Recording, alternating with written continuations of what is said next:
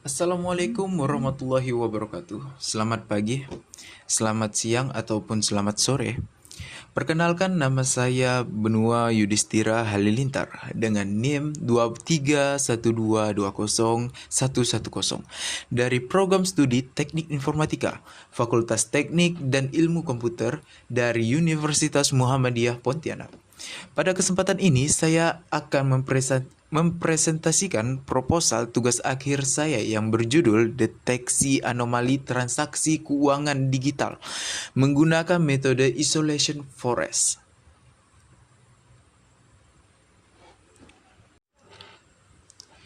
Baik, kita mulai dari latar belakang penelitian ini. Beberapa tahun terakhir, informasi ekonomi digital di Indonesia berlangsung sangat pesat. Hal ini ditandai dengan meningkatnya penggunaan kanal pembayaran non-tunai seperti mobile banking, internet banking, dompet digital atau e-wallet, dan QRIS. Sebagai gambaran, Bank Indonesia mencatat bahwa hingga semester pertama tahun 2025, QRIS telah menjangkau lebih dari 57 juta pengguna dengan total nilai transaksi mencapai 579 triliun. Namun, di balik pertumbuhan ini, terdapat sisi lain yang perlu diwaspadai, yaitu meningkatnya kasus penipuan atau fraud dan anomali transaksi keuangan. OJK bersama Anti-Scam Center mencatat hingga Agustus 2025 sudah ada 225,281 laporan penipuan transaksi keuangan digital dari masyarakat. Fenomena ini menunjukkan bahwa penipuan digital bukan lagi ancaman potensial, melainkan permasalahan nyata yang membutuhkan mekanisme deteksi dini yang efektif. Nah, disinilah Isolation Forest menjadi menarik untuk diteliti. Berbeda dengan metode supervised learning yang membutuhkan data berlabel, Isolation Forest bekerja secara unsupervised hingga cocok diterapkan pada data transaksi real yang pada umumnya tidak memiliki label anomali yang lengkap dan akurat.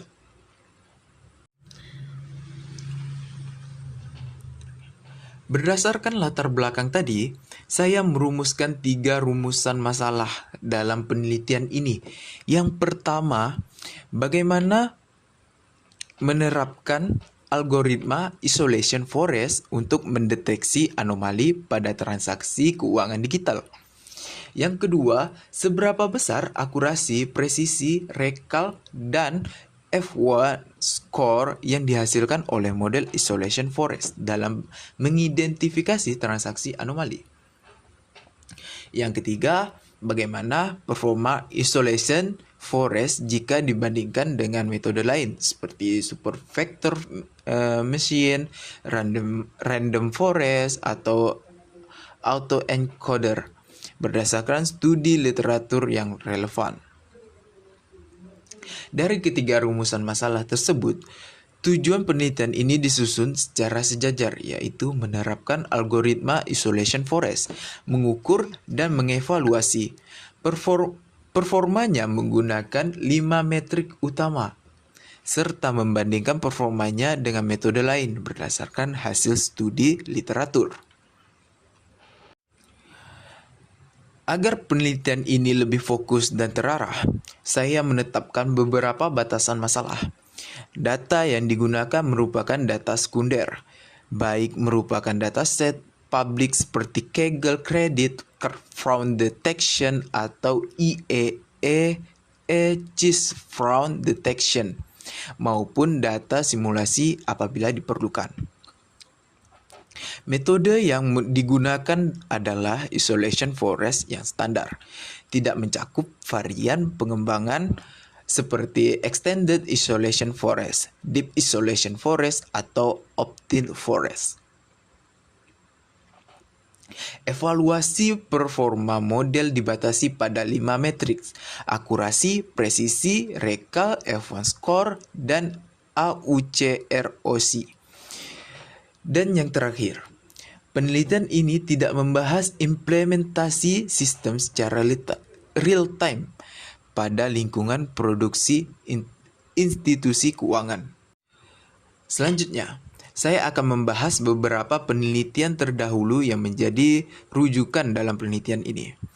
Amirillah pada tahun 2025 mengombinasikan rule-based model dengan isolation forest dan berhasil mencapai presisi hingga 99% secara rekal sebesar 1,0 dalam mendeteksi transaksi penipuan perbankan. Penelitian ini menjadi rujukan utama dalam proposal saya. Zulfikar dan rekan-rekan pada tahun 2023 menerapkan isolation forest murni atau unsupervised untuk mendeteksi anomali pola transaksi belanja dan berhasil mengidentifikasikan transaksi yang menyimpang secara signifikan tanpa memerlukan data berlabel. Ada juga pendekatan hybrid seperti yang dilakukan Ismanda dan rekan-rekan pada tahun 2025 yang mengombinasikan isolation forest dengan k-means clustering sehingga akurasi deteksinya meningkat dibandingkan isolation forest yang tunggal. Selain itu, terdapat pula pengembangan varian seperti extended isolation forest oleh Sunarto dan rekan-rekan, serta cluster-based improved isolation forest oleh Shaw dan rekan-rekan yang mampu meningkatkan rata-rata AUC hingga 7% dibandingkan isolation forest yang standar. Dari tinjauan pustaka ini dapat disimpulkan bahwa isolation forest secara konsisten menunjukkan performa yang kompetitif dalam mendeteksi anomali keuangan. Namun penerapannya secara komprehensif pada konteks transaksi digital di Indonesia masih menjadi celah penelitian yang ingin saya isi melalui penelitian ini. Algoritma isolation forest. Sekarang saya akan menjelaskan sedikit lebih dalam mengenai algoritma yang menjadi inti dari penelitian ini, yaitu isolation forest. Secara prinsip, isolation forest bekerja dengan mengisolasi setiap observasi data melalui pembangunan sejumlah pohon isolasi atau isolation tree secara acak. Dalam pemikirannya sederhana, data anomali cenderung lebih cepat dan lebih mudah terisolasi dibandingkan data normal, sehingga path length atau panjang lintasan yang dibutuhkan untuk mengisolasinya menjadi lebih pendek. Panjang lintasan ini yang menjadi dasar perhitungan skor anomali. Alur kerjanya itu secara umum ada 5 tahap. Data transaksi yang dimasukkan sebagai input, kemudian dibangun sejumlah pohon isolasi secara acak. Setiap transaksi dilewatkan pada seluruh pohon untuk menghitung path length rata-ratanya. Lalu dihitung skor anomalinya. Dan terakhir, transaksi dengan skor di atas ambang batas tertentu diklasifikasikan sebagai anomali. Metode ini memiliki beberapa keunggulan, bersifat unsupervised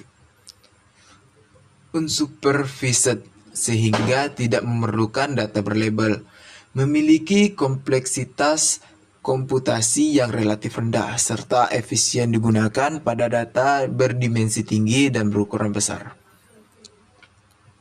Namun, tentu ada keterbatasannya, seperti bias aksis paralel pada distribusi data yang kompleks dan performanya cukup sensitif terhadap pengaturan parameter seperti jumlah pohon dan ukuran sampel. Evaluasi model deteksi anomali. Untuk mengevaluasi performa model yang dibangun, peneliti ini menggunakan 5 matriks yang diturunkan dari Confusion Metric. Akurasi mengukur proporsi prediksi yang benar terhadap keseluruhan data. Presisi mengukur proporsi prediksi anomali yang benar-benar anomali. Rekal mengukur proporsi anomali aktual yang berhasil terdeteksi oleh model. F1 score merupakan rata-rata harmonik antara presisi dan rekal. Dan yang terakhir, AUC ROC yang mengukur kemampuan model dalam membedakan kelas normal dan anomali pada berbagai ambang batas klasifikasi. Pemilihan metrik ini penting karena data transaksi keuangan pada umumnya bersifat sangat tidak seimbang. Jumlah transaksi anomali jauh lebih sedikit dibanding transaksi normal, sehingga metrik akurasi saja tidak cukup dan bisa menyesatkan. Diagram alir penelitian atau metode penelitian. Selanjutnya, saya akan menjelaskan metode dan tahapan penelitian yang akan saya lakukan. Penelitian ini terdiri dari 6 tahap utama. Tahap pertama, studi literatur terhadap penelitian-penelitian terdahulu mengenai isolation forest dan metode deteksi anomali lainnya. Tahap kedua, pengumpulan data transaksi keuangan digital dari sumber sekunder. Tahap ketiga, processing data meliputi pembersihan data, normalisasi, dan penanganan fitur kategorikal. Tahapan keempat, pemodelan menggunakan algoritma isolation forest dengan parameter utama seperti N-estimator, max samples, contamination, dan random stats. Tahap kelima, evaluasi dan validasi model. Data akan dibagi dengan proporsi 80:20 antara data latih dan data uji. Kemudian divalidasi menggunakan key-fold cross validation dengan nilai K sebesar 5 atau 10 untuk memastikan kestabilan dan generasi model.